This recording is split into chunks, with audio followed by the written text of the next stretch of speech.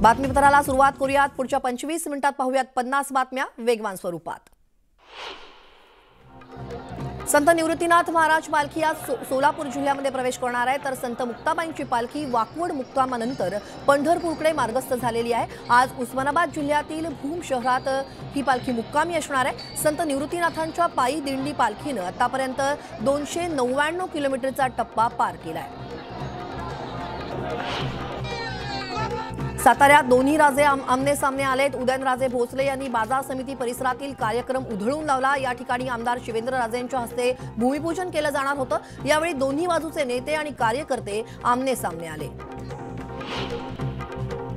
संजय राऊतांचे निकटवर्तीय सुजित पाटकर यांच्याशी संबंधित मालमत्तांवरती ईडीनं छापेमारी सुरू केली आहे। मुंबईत 10 ठिकाणी छापे टाकण्यात आले, त्यामुळे पाटकर यांच्या अडचणीत आणखी वाढ होण्याची शक्यता आहे। रामदास कदमांनी संजय राऊत यांना निष्ठा शिकवण्याची गरज नाही असं आमदार सुनील राऊत यांनी म्हटलंय। रामदास कदम राष्ट्रवादीत प्रवेशासाठी संजय राऊत यांच्याकडे विनंती करायची, परंतु संजय राऊत यांनी रामदास कदम यांना सेनेतच राहण्याचा सल्ला दिला असा गौप्यस्फोट सुनील राऊतांनी केलाय।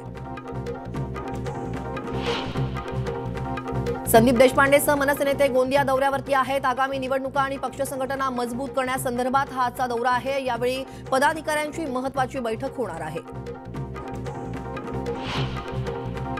प्रदीप कुरुलकर हनी ट्रॅप प्रकरणी पाकिस्तानी झारादास गुप्तावरती गुन्हा दाखल झालेला आहे। कुरुलकरला हनी ट्रॅप करून देशाच्या संरक्षणासंदर्भातली माहिती झारानं मिळवली होती। संरक्षणासंदर्भातील डेटा झारानं लीक केला होता। फेसबुकवर लाईव्ह येत तरुणानं आत्महत्या केल्याची घटना धाराशिवच्या भूम शहरात घडली आहे। बार्शीतील डॉक्टर नंदकुमार स्वामी यांची पत्नी अर्चना स्वामी आणि सुरेश कांबळे यांना गुंड पाठवून मारहाण केल्यानं जीवन संपवत असल्याचं या तरुणानं आत्महत्येपूर्वी म्हटलंय। मृताच्या नातेवाईकांनी तर तरुणाचा मृतदेह पोलीस स्टेशनच्या आवारात आणून ठेवलाय। विरारमध्ये एका अल्पवयीन मुलाला घरात कोंडून मारहाण झालेली आहे। दत्तनगरमधील हा संतापजनक प्रकार समोर आलाय। खेळताना चेंडू घरात आल्याच्या रागातून मारहाण झाली आहे। संपूर्ण प्रकार सीसीटीव्हीत चित्रित करण्यात आलाय। या प्रकरणी पोलिसांकडून अधिक तपास सुरू आहे।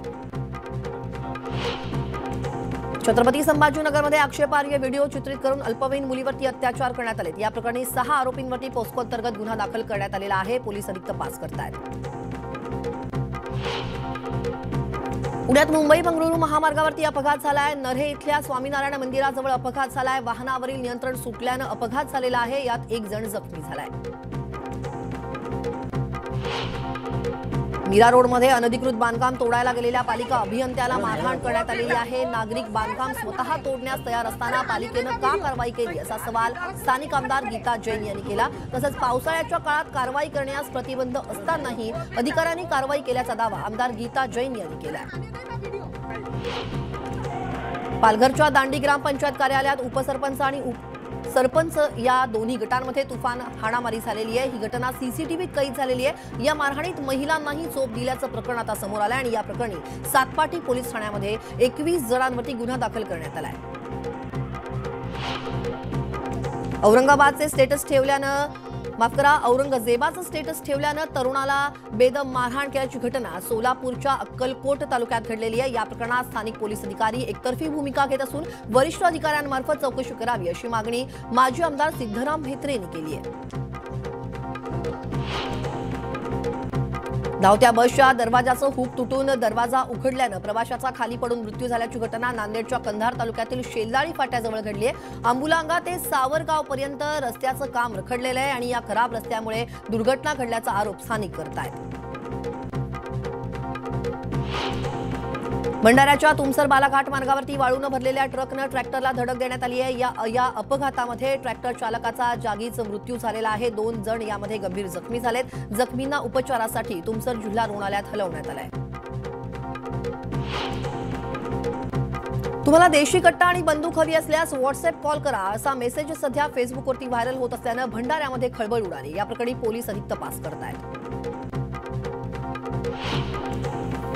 अमरावतीच्या खासदार नवनीत राणा यांनी सुद्धा योग दिन साजरा केलेला आहे। नवनीत राणांनी घराच्या टेरेसवरती योगासनं करत योग दिनाच्या शुभेच्छा दिल्या। ठाण्यातील 5 पाखाडीत योग शिबिराचं आयोजन करण्यात आलं। नामवंत योगगुरू डॉक्टर मृदुला चौधरी, गणेश अंबिके यांनी प्रात्यक्षिकं सादर केली। नाशिकच्या गोल्फ क्लब मैदानावरती जागतिक योग दिन साजरा करण्यात आला। यावेळी आमदार देवयानी फरांदे यांच्यासह अनेक मान्यवर उपस्थित होते। यावेळी ज्येष्ठ नागरिकांसह अनेकांनी योगासनं सादर केली। मनमाडमध्ये योगा ट्रेनर बाळू मोकल यांनी झाड आणि बाईकवरती योगासनं करून आंतरराष्ट्रीय योग दिनाच्या शुभेच्छा दिल्या। त्या झाडं आणि दुचाकीवरती त्यांनी 21 योगासनं आणि सूर्यनमस्कार केले। त्यांच्या या विक्रमाची इंडिया बुकात नोंद करण्यात आली आहे। आंतरराष्ट्रीय योग दिनाचा उत्साह रत्नागिरीमध्येही पाहायला मिळतोय। भारतीय तटरक्षक दलाकडून रत्नागिरीतील बेस कॅम्पवरती योग शिबिराचं आयोजन करण्यात आलंय। यामध्ये तटरक्षक दलाचे अधिकारी आणि शाळेतील विद्यार्थी सहभागी झाले। विधानसभा अध्यक्ष राहुल नार्वेकर यांच्या संकल्पनेतून विधान भवन परिसरात योग दिनानिमित्त विशेष कार्यक्रमाचं आयोजन करण्यात आलं। यावेळी राज्यपाल, मुख्यमंत्री, उपमुख्यमंत्र्यांसह उपस्थितांनी प्रात्यक्षिक सादर करत योग दिन साजरा केला। भारतीय बनावटीची युद्धनौका INS विक्रांतवरती आंतरराष्ट्रीय योग दिन साजरा करण्यात आला। यावेळी संरक्षण मंत्री राजनाथ सिंह या कार्यक्रमात सहभागी झाले। उन्हाळा आला की दुधाचे खरेदी दर वाढतात, मात्र यंदा खरेदी दर घसरल्यानं दूध उत्पादक शेतकऱ्याला नुकसान सहन करावं लागतंय। गेल्या 2 महिन्यात दुधाचे खरेदी दर 8 रुपयांनी कमी झाले, त्यामुळे दूध उत्पादक शेतकरी आता अडचणीत सापडले। राज्यात सध्या आंब्यापेक्षा जांभळं आता महाग झालेली आहेत। एक जांभूळ 10 रुपयाला मिळतंय। किलोचा दर 400 रुपयांवरती पोहोचलाय, त्यामुळे जांभूळ उत्पादक शेतकऱ्यांमध्ये आनंदाचं वातावरण आहे। बीड जिल्ह्यातील सततच्या पावसामुळे झालेल्या नुकसानीपोटी शेतकऱ्यांना मदत म्हणून 400 कोटींच्या अनुदानाची मागणी सरकारकडे केली जात होती, मात्र सरकारनं केवळ 195 कोटी दिल्यानं शेतकरी संताप व्यक्त करतायत। आंतरराष्ट्रीय बाजारात सोयाबीन आणि सोयापेनच्या दरातील सुधारणा कायम आहे, तर देशातील बाजारात सोयाबीनचा दर स्थिर आहे। सोयाबीनला प्रति क्विंटल 4,600 ते 5,100 रुपये इतका भाव मिळालाय। आंतरराष्ट्रीय बाजारात तेजी वाढल्यास देशातही दरात सुधारणा अपेक्षित आहे, असं सोयाबीन बाजारातील जाणकारांकडून सांगण्यात आलं आहे।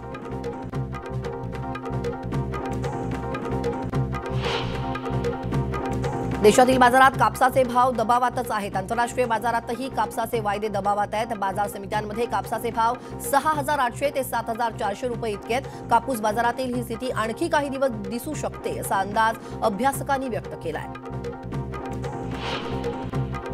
देशातील बाजारात तुरीचे भाव तेजीत आहेत। तुरीचा भाव सध्या 10,000च्या वर आहे, तर दरात 100 ते 200 रुपयांपर्यंत चढ उतार दिसतोय। तुरीला प्रति क्विंटल सरासरी 9,500 ते 10,500 रुपयांच्या दरम्यान भाव मिळतोय। बाजारात सध्या हिरव्या मिरचीची आवक घटलेली आहे। पुणे, मुंबई, छत्रपती संभाजीनगर, नागपूर आणि अमरावती या बाजारांमध्ये आवक जास्त असली तरी ही आवक सरासरीपेक्षा कमीच आहे, त्यामुळे हिरव्या मिरचीला प्रति क्विंटल सरासरी 4,000 ते 5,000 रुपयांचा भाव मिळतोय। देशात सध्या जिऱ्याचे भाव तेजीत आहेत। जिऱ्याचा पुरवठा कमी झालेला आहे, मागणी मात्र टिकू नये याचा परिणाम दरावरती होतोय। बाजार समित्यांमधील जिऱ्याचे भाव प्रति क्विंटल 51,000वरती पोहोचलेत। जिऱ्याच्या भावात पुढील काळात चढ उतार कायम राहू शकतो, पण तेजी कायम राहील असा अंदाज अभ्यासकांनी व्यक्त केलाय। शेतकऱ्यांनी पावसाचा अंदाज घेऊन पेरणी करावी, अन्यथा दुबार पेरणी करण्याची वेळ येऊ शकते, असं आवाहन राष्ट्रवादीचे नेते अनिल देशमुख यांनी शेतकऱ्यांना केलंय। अनेक भागात 2 ते 3 दिवसांनी पाणी पुरवठा केला जातोय। काही भागात टँकरनं पाणी पुरवठा करण्याची वेळ आली आहे, त्यामुळे नागरिकांनी पिण्याचं पाणी जपून वापरावं, असं आवाहनही अनिल देशमुख यांनी केलंय। बाजारात 85 ते 125 रुपये किलो असलेली तूर डाळ किरकोळ बाजारात 130 ते 160 रुपये किलो दरानं विकली जाते। उडीद आणि मूग डाळीची किंमतही 120 ते 150 रुपयांवरती पोहोचलेली आहे, त्यामुळे दलालांमुळे शेतकऱ्याला योग्य दर मिळत नाहीये, तर ग्राहकांना मात्र डाळी अधिक दराने खरेदी कराव्या लागतात। विदर्भात उष्णतेच्या लाटेचा इशारा हवामान विभागाकडून देण्यात आलाय। विदर्भात सरासरी तापमान 40 अंश सेल्सिअस इतकं नोंदवण्यात आलंय। या तापमानामध्ये आणखी वाढ होण्याचा अंदाज आहे। यवतमाळ, वाशिम, वर्धा, गडचिरोली, चंद्रपूर आणि अमरावती या जिल्ह्यात काही ठिकाणी उष्णतेची लाट येऊ शकते, असा अंदाज वर्तवण्यात आलाय। राज्यामध्ये यंदा मोठ्या प्रमाणात उकाडा वाढलेला आहे। उष्माघाताच्या रुग्णांच्या संख्येत वाढ झाली आहे। यंदा राज्यामध्ये मार्च ते जून या 4 महिन्यांमध्ये उष्माघाताचे तब्बल 2,649 संशयित रुग्ण आढळून आलेत, तर 12 जणांचा यामध्ये मृत्यू झालाय। उष्माघाताचे सर्वाधिक रुग्ण रायगड, वर्धा, नागपूर या जिल्ह्यांमध्ये आढळून आलेत। राज्यात पावसाचे आगमन लांबत चाललेलं आहे। धरणातील पाणीसाठा झपाट्याने खालावत चाललाय, त्यामुळे राज्यातील वाड्या वस्त्यांवरील नागरिकांची पाण्याची तहान भागवण्यासाठी टँकरच्या संख्येत वाढ करण्यात आली आहे। सध्याच्या घडीला 450हून अधिक टँकर टंचाईग्रस्त भागातील लोकांची तहान भागवतायत। भुसावळ पुणे हुतात्मा एक्सप्रेसच्या मार्गात 19 जूनपर्यंत बदल करण्यात आलाय। ऑक्टोबरपर्यंत हुतात्मा एक्सप्रेस इगतपुरीपर्यंत चालवली जाणार आहे। रेल्वेकडून सूचना जारी करण्यात आली असून त्यामुळे प्रवाशांचे प्रचंड हाल होणार आहेत। पालघरमधील पश्चिम रेल्वेच्या केळवे रोड रेल्वे स्थानकादरम्यान ब्रिजवर गर्डर टाकण्यासाठी मेगा ब्लॉक घेण्यात आलाय, त्यामुळे डहाणूपर्यंत धावणाऱ्या उपनगरीय रेल्वे सेवेवरती परिणाम होतोय। चाकरमान्यांचे यामध्ये हाल होत आहेत। छत्रपती संभाजीनगरच्या सिल्लोड तालुक्यातील आमसरी गावातील महिला दारू विक्री विरोधात आक्रमक झालेल्या आहेत। अजिंठा पोलिसांना वेळोवेळी निवेदन देऊनही त्यांनी याकडे लक्ष दिलेलं नाहीये, त्यामुळे संतापलेल्या महिलांनी राज्य उत्पादन शुल्क अधीक्षकांची भेट घेऊन त्यांना पत्र दिलंय।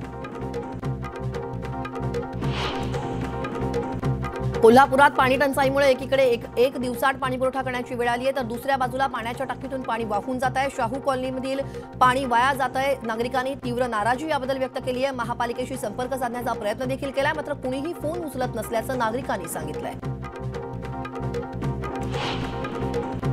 वाशिमच्या शिरपूर येथील जैन धर्मियांचं 33वे तीर्थंकर अंतरिक्ष पार्श्वनाथ यांच्या मूर्तीची लेप प्रक्रिया आता पूर्ण झालेली आहे। आज श्वेतांबरी पंथीय आणि दिगंबर पंथीय भगवान पार्श्वनाथ मूर्तीची विधिवत पूजा करणार आहेत। पूजा संपन्न झाल्यानंतर मंदिर सर्वांसाठी नियमित खुलं करण्यात येणार आहे। आमदारांनी केलेला उठाव यशस्वी झाला नसता तर एकनाथ शिंदे यांनी गोळी झाडून घेतली असती, असा खळबळजनक दावा दीपक केसरकरांनी केलाय। वर्धापन दिनाच्या दिवशी शिंदेंना खालच्या दर्जाची वागणूक दिली गेली असा आरोपही केसरकरांनी केलाय। एकनाथ शिंदे रागावून गेले असते तर परत येण्याची तयारीही दाखवली होती, असंही केसरकरांनी म्हटलंय। उद्धव ठाकरे यांच्या उपस्थितीत आज दुपारी 12 वाजता सेना भवनावर मुंबईतील विभाग प्रमुखांची बैठक होणार आहे। माजी नगरसेवकांची बैठक काल पार पडली आहे। यामध्ये उद्धव ठाकरे यांनी माजी नगरसेवकांना सूचना केल्यात। आगामी मुंबई महानगरपालिका आणि सुरू असलेलं आउटगोईंगच्या पार्श्वभूमीवरती या बैठका महत्त्वाच्या आहेत।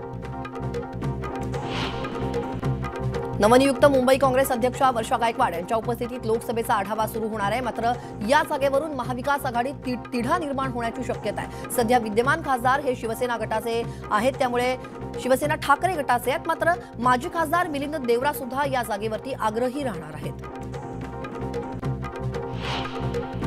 राष्ट्रवादी काँग्रेसच्या वतीनं षण्मुखानंद सभागृहात पक्षाचा वर्धापन दिन साजरा केला जाणार आहे। राष्ट्रवादीचे अध्यक्ष शरद पवार यासाठी मार्गदर्शन करणार आहेत, तर नव्याने नियुक्त झालेले कार्याध्यक्षा खासदार या सुप्रिया सुळे आणि खासदार प्रफुल्ल पटेल देखील संबोधित करणार आहेत।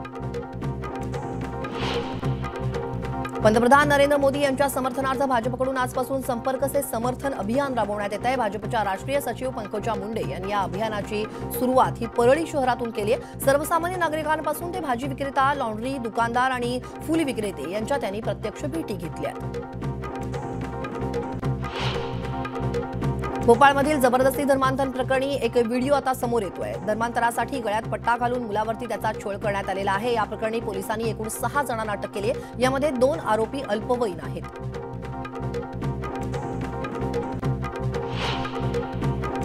जम्मू काश्मीरमधील सांबा परिसरात मजुरांनी भरलेली बस कालव्यात पडली आहे। अपघातानंतर स्थानिकांनी बसच्या काचा फोडून लोकांना बसमधून बाहेर काढलं। या अपघातात 21 मजूर जखमी झालेले आहेत, तर 4 मजुरांची प्रकृती चिंताजनक आहे। अहमदाबादच्या दर्यापूरमध्ये जगन्नाथ रथ यात्रेदरम्यान इमारतीची बाल्कनी कोसळल्याची घटना घडली आणि या दुर्घटनेमध्ये 22 जण जखमी झाले, तर एकाचा मृत्यू झालाय। जखमींवर रुग्णालयात उपचार सुरू आहेत। टेस्लाचा आणि ट्विटरचे सर्वेसर्वा एलॉन मस्क यांनी पंतप्रधान मोदींची न्यूयॉर्कमध्ये भेट घेतली। भारतात गुंतवणूक करण्याविषयी त्यांची चर्चा झाल्याची माहिती एलॉन मस्क यांनी दिली आहे। पुढील वर्षी मस्क भारत दौऱ्यावरती येणार आहेत आणि स्थानिक सरकारी नियम न पाळल्यास आमचं काम बंद होऊ शकतं, त्यामुळे कोणत्याही देशातील कायद्यासोबत काम करणं फायद्याचं ठरेल, असं मस्क यांनी म्हटलंय। या सगळ्या घडामोडींसह या बुलेटिनमध्ये वेळ झाली एका छोट्याशा ब्रेकची। ब्रेकनंतर इतरही काही घडामोडी पाहायच्या, तेव्हा कुठेही जाऊ नका, पहा फक्त न्यूज 18 लोकमत।